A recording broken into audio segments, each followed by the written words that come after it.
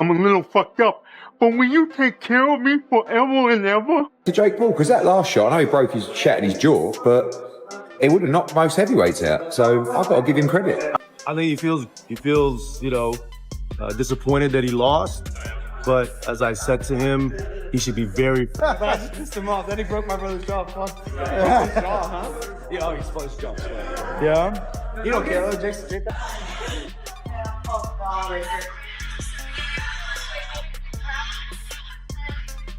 Broke his jaw. Anthony Joshua left Jake Paul hospitalized after a devastating punch fractured his jaw in 2 separate places. What should have been Jake's defining victory became his ultimate embarrassment. Viewers were left speechless watching AJ completely dominate him. This went beyond a simple loss. It was a public humiliation on a massive scale, and Jake's boxing reputation now barely exists. Jaw is broken, by the way, so. Yeah. Let's go! It's definitely broke. But, man, that was good. Nice little ass whooping from one of the best. Jake Paul looked completely shattered, sobbing uncontrollably after Anthony Joshua demolished him in the ring. The fighter who constantly claimed he was invincible simply couldn't withstand AJ's force, suffering humiliation as millions looked on. Online platforms exploded, ridiculing him relentlessly as the content creator learned a harsh reality he'll carry forever. I'm scared. Real boxing fans know Jake Paul didn't just fail, he suffered serious physical damage. 2 separate jaw fractures is catastrophic, landing him in medical care feeling utterly disgraced. Viewers are astonished, mockery floods social platforms, and the online personality acting tough finally faced what professional boxing truly demands. AJ didn't just claim victory, he proved a point. And Jake will be remembered more for this humiliation than his previous hype. The kid has a broken jaw, it appears, after fighting Anthony Joshua, right? I made this graphic for you guys. You see it. Got his jaw broken in 2 places. Care of me forever and ever? Little fucked up, but will you take care of me forever and ever? Little fucked up, but will you take care of me for— Anthony Joshua didn't just land a strike, he carried out systematic destruction. The finishing blow connected perfectly with Jake Paul's jaw, breaking it in 2 locations and dropping him flat on the canvas. Every element demonstrates AJ's precision and force, and the X-ray images simply confirm the damage severity.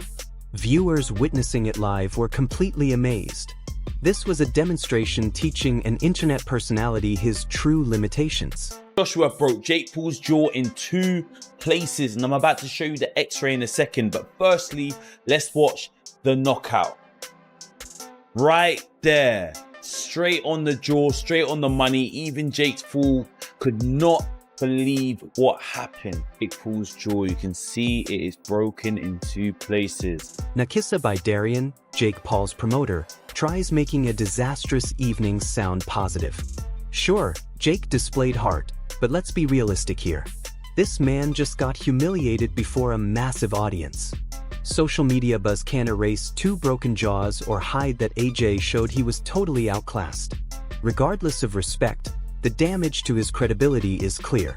That Jake is safe, and more so that he showed his heart. I don't know if you guys were looking on Twitter, but until about 20 minutes ago, the #1 trending thing on Twitter wasn't Jake Paul getting knocked out, wasn't Jake Paul, wasn't Anthony Joshua. It literally was the phrase, Dave Allen confirms it wasn't even close, one-sided throughout the entire bout.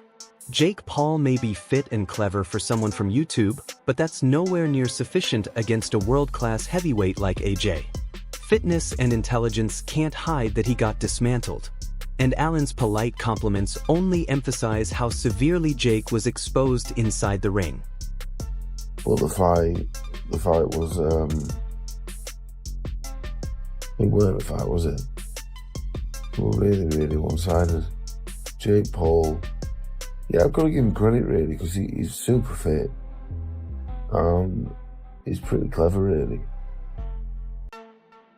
Like, he'd make a good, Anthony Joshua acknowledges Jake Paul's determination and resilience, but let's stay realistic. This man was completely overwhelmed. Yes, he got back up after hitting the canvas. And yes, he showed bravery, but this turned into his nightmare in every way. AJ's precision and power made the talent difference brutally obvious.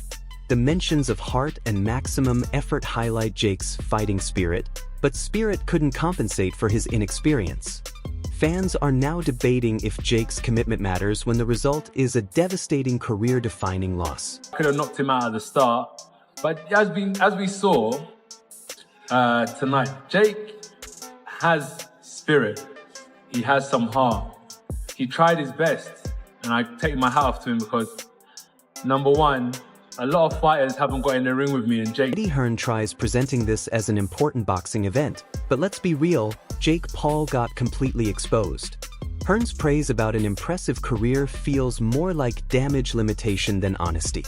The fight revealed AJ's dominance and Jake's vulnerabilities, leaving fans questioning how long he can keep fighting. Retirement discussions aren't about personal choice but about facing consequences from a brutal defeat that no hype or follower count can hide. For British fight fans, because we've got a chance to make the biggest fight in boxing, but you know, if that is the last we see of him, he's had a great career. I doubt it. But, you know, it's always best to come into retirement to make sure someone pays you to come out of retirement. But if that's his lot, much respect. Ariel Helwani perfectly captures the fear element AJ introduced to the fight. Every strike Jake launched seemed worthless against a prime heavyweight with frightening power and reach advantage. The danger was relentless, and every exchange threatened Jake's physical well-being and career future. Viewers realized this wasn't just defeat. It was understanding the gap between hype and genuine elite ability. Jake's punches had zero impact on AJ, and the constant danger of a devastating finish made the fight feel like impending disaster. And every time he threw a punch, I like winced because he's a big man and he's an incredible boxer and he's still in his prime and he's got a very long reach and he's got a lot of power in that right hand and that left hook is terrifying as well. And so I thought... David Hay acknowledges Jake Paul's tactical attempt, but it failed miserably. Relying on movement and hoping for a fortunate punch isn't enough facing an experienced heavyweight champion. Jake absorbed tremendous punishment and ended with a fractured jaw, blood pouring out, a savage display of how totally mismatched he was. Hay gives some credit, but even he can't disguise this was a complete disaster. This fight didn't test AJ. It exposed Jake, crushing his hype and leaving his credibility barely intact. We got a knockout, everyone was expecting it. It's very difficult to pin someone down when they're not trying to engage. Jake's game plan was a good one, was to use lateral movement and hope to land a big overhand right at some stage to catch AJ off guard. Didn't quite work out, but you got to give Jake credit. Took some big shots there. I think he's got a broken jaw or something, spitting blood at the end of the fight. No, anything's possible. He gave it a go. He dared to be great. It didn't work out for him, understandably. That's why he was such a massive under. Eddie Hearn points out Jake Paul's surprising toughness and mobility in the ring. But let's face facts, this was a total mismatch. Jake may have moved well and shown commitment, but AJ's skill, power, and experience completely overshadowed him. The fight revealed exactly how far Jake remains from competing at professional level. AJ appeared somewhat rusty, true, but he still methodically dismantled Jake. Hearn tries sounding impressed with AJ, but the underlying message is clear. Jake got exposed. Fans who promoted Jake as a serious boxer witnessed the harsh reality being fit and mobile isn't enough against a world-class heavyweight. The fight may have lasted multiple rounds, but the outcome was certain, leaving Jake's reputation destroyed. This wasn't any kind of victory for Jake. It was a harsh lesson that hype and courage alone cannot survive at the professional level. Jake, you know, he was a tough guy in there. Obviously, he moved a lot and made it difficult for AJ. And AJ's been out of the ring for a while. He's a bit rusty. It took him time to just get hold of him, but I was impressed with Jake. Vidal Riley emphasizes that AJ's victory wasn't merely another win added to his record. It was a major showcase of his dominance reaching a wider audience. Jake Paul, despite his social media fame and swagger, became the perfect example proving hype doesn't translate to elite boxing. This fight allowed AJ to connect with viewers who might not follow traditional boxing. However, it also brutally exposed Jake's limitations. Moving, slipping, and absorbing punches as a novice in the heavyweight world isn't sufficient. Skill, timing, and brutal precision rule the ring. Jake tried surviving, but the damage was visible to everyone. Riley's point about AJ reaching a community underscores that even casual fans witnessed a masterclass explaining why elite fighters belong in a different league. Jake's brand may survive on YouTube hype, but in boxing reality, he was outmatched at every level. AJ's win today was the bread. AJ's win today was the exposure to more people. Even though he's mad famous, as we know, like, there's a community he hasn't touched, and I think he touched that. Joseph Parker perfectly summarizes the blueprint AJ used against Jake Paul. It wasn't luck, it was calculated destruction. AJ had to work breaking him down, showing patience and ring intelligence, pursuing Jake and timing his powerful strikes to maximize damage. Jake's inexperience was brutally exposed. Movement alone couldn't save him from repeated heavy blows. Parker highlights that even a physically fit, courageous opponent like Jake has no answer when facing elite power and strategic mastery. The so-called hype fight was actually a clinical demonstration of boxing fundamentals: timing, distance control, and relentless offense. For casual fans, it may have looked like a spectacle, but insiders saw Jake's vulnerabilities magnified with every exchange. His survival instincts delayed the inevitable, but AJ's dominance was absolute. Parker's analysis cements that Jake's hype is no substitute for real skill in the heavyweight division. I told Joshua did what he had to do. Right. It took him a while to get it, but he had to break him down and chase him down and unleash his powerful. Logan Paul tries framing Jake's fight as displaying extraordinary toughness, but let's not overstate things. Sure, surviving against AJ and staying upright shows some grit, yet toughness doesn't erase the sheer humiliation of being outclassed and seriously injured. Logan's praise highlights the spectacle rather than reality. Jake was repeatedly hit with devastating power, rolling his ankle and breaking his jaw in the process. This is less about heroism and more about how unprepared he was for elite competition. No social media fame or clever movement can compensate for lacking elite boxing skills. While Logan lauds his brother's courage, the fight underscores the gap between hype and professional expertise. Jake may have survived, but the ringside reality is brutal. AJ's domination left no doubt about who truly rules the heavyweight division. Fans are left debating whether Jake's bravado is worth the damage he endured. In my opinion, he won 4 of them. People argue that he at least won 3. No one expected him to last that long. Rolled his ankle, broke his jaw, still fucking fighting, man. Like, that's toughness. You know, most people wouldn't have the balls ever to step in a boxing ring in their life.